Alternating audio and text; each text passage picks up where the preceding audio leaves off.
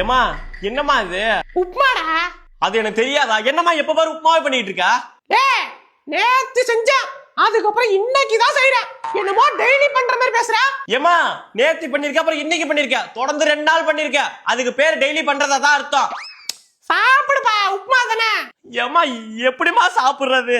தமிழ்ல எனக்கு பிடிக்காத வார்த்தை உப்மா தான். பிடிக்காத சாப்பாடு உப்மா தான். உப்மானாலே டென்ஷன் ஆகுது. உப்மா ஏமா மறுபடி அதே சொல்லாதமா, கடுப்பாகுது. சரி விட, அழுவாத. வேற சூப்பர் சாப்பாடு செஞ்சு தரேன். என்ன சாப்பாடு? ரசம்டா. ஏமா ஓமா, நான் ஹோட்டல்ல போய் சாப்பிட்டுக்கிறேன். செல்லோ உப்மா? ஆமாங்க. ஏங்க உங்களுக்கு உப்மா பிடிக்காதா? ஏச்சி என்ன இப்படி கேட்டுவிட்ட? உப்மா பிடிக்காதானே? நீ வேற. உப்மானா உயிரிடி எனக்கு. இந்த உடம்பெல்லாம் எப்படி வளர்ந்தது?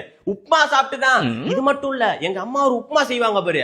எங்க அம்மாவோட உப்மா கை பக்குவோம், தூக்கத்துல இருந்து உள்ளங்கையை நக்குவோம். அந்த மாதிரி upma.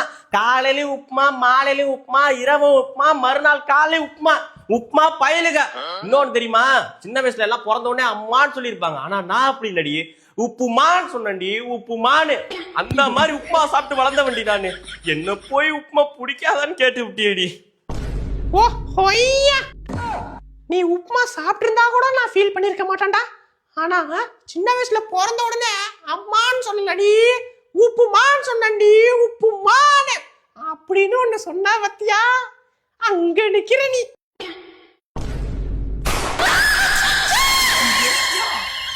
Kutaka jump, tati, danaka jump, talang, kutaka jump.